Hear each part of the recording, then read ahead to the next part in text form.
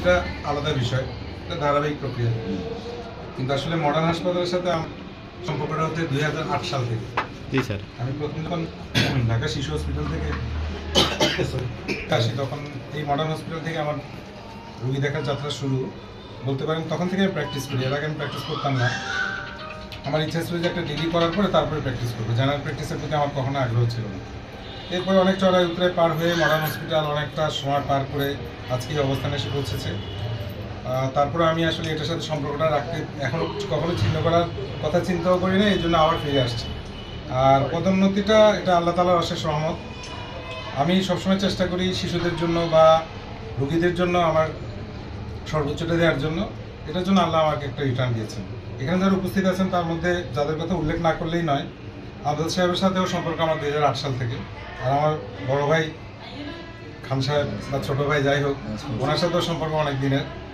তো দোয়া করবেন, আমি আজকে এতটা অভিবাদন বা এতটা আমার প্রতি ভালোবাসা দেখে আমি আবেগ আপ্লুত।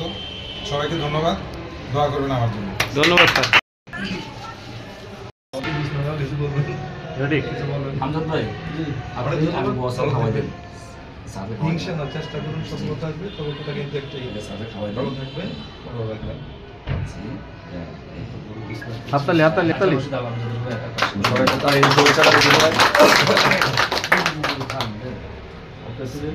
এবার আমজাদ ভাইকে খাওয়াই দেন। কষ্ট করে উনি অ্যারেঞ্জ করেছে, ধন্যবাদ। ঠিক আছে, আমি ঘুরে খাওয়াইতে সেদিন আমার খাওয়াতে অসুবিধা নেই। আচ্ছা খান ভাই, সবাই নেন।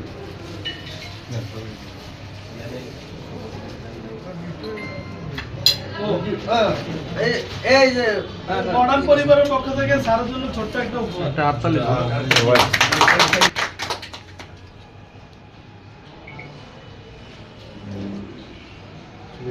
স্যারের জন্য স্পেশাল গিফট। ঠিক আছে। ধন্যবাদ।